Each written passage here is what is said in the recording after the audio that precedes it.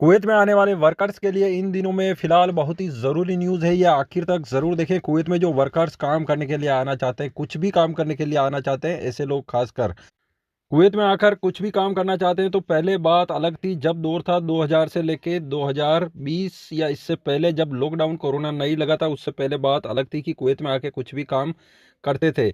Kuwait में सिर्फ इन लगभग देख सकते हैं कि 2010 से या 2008 के बाद से कुवैत के अंदर सिर्फ 2 ही बार बड़ी चेकिंग हुई, जिसमें कि हर बिल्डिंग के अंदर चेक किया गया था कि कौन से लेबर वर्कर्स बिना बता देखे ही कई सारे पकड़े गए थे 2011 और 2013 में।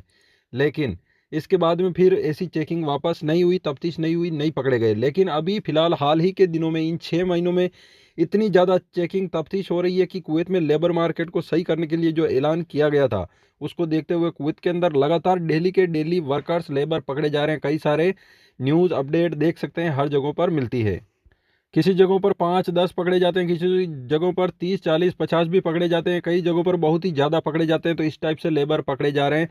कुवैत में आते हैं तो ऐसी कंपनी में काम करने के लिए आए हैं जिसका अच्छे से काम चल रहा हो, जो मेंटेन रखती हो काम का बराबर, यानी कि लेबर वर्कर्स क्या काम कर रहा है नहीं कर रहा है, जो सुबह काम देती है शाम को वापस काम का पूछती है, काम देखती है। ऐसी कंपनियां कभी भी बर्बाद नहीं होती, वो डूबती नहीं है और सैलरी नहीं खाती है, टाइम से मिलती है। जिन कंपनियों के अंदर एक दिन काम दे दिया जाता है, 2-3 दिन तक कोई नहीं पूछता, कोई पता नहीं करता है, किसी बात को लेकर कोई टेंशन नहीं है, काम चल रहा है, कम हो रहा है तो भी, ज़्यादा हो रहा है तो भी, टाइमिंग जो छुट्टी होने का टाइमिंग सही नहीं है, टाइमिंग है 3 बजे 4 बजे का और पहले ही छुट्टी हो रही है, तो इस टाइप की कंपनियों में कोई ना कोई घोटाला ज़रूर होता है आने वाले टाइम में। ज़रूरी नहीं कि सभी कंपनियों में हो, अगर 50 कंपनियों में से 5 कंपनियों में ऐसा हो गया तो उसके लेबर वर्कर्स की सैलरी नहीं मिलेगी, प्रॉब्लम हो जाएगी अगर कंपनी डूब गई तो।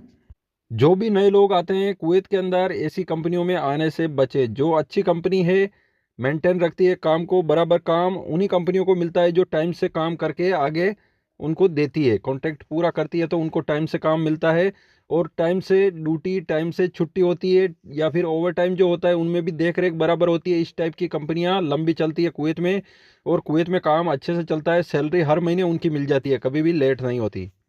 बाकी ऐसी कंपनियां भी है कुवैत में कि पहले 1 महीना एडवांस तो होता है सभी कंपनियों का। जैसे कि 25 को सैलरी मिलती है तो उसके बाद में फिर अगले महीने से 5-10 दिन बढ़ा दिया जाता है कि भाई इस बार 5 तारीख को सैलरी मिलेगी।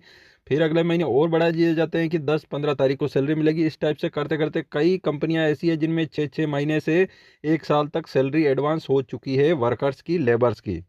जिन कंपनियों में सैलरी एडवांस से वर्कर्स की नहीं मिल रही है टाइम से और फिर मिल रही है 5-6 महीने के बाद, सो ऐसी कंपनियों में आने से बचें कुवैत में, क्योंकि ये ज़रूरी है सभी के लिए। वर्कर्स लेबर ये ध्यान नहीं रखते और वो फंस जाते हैं।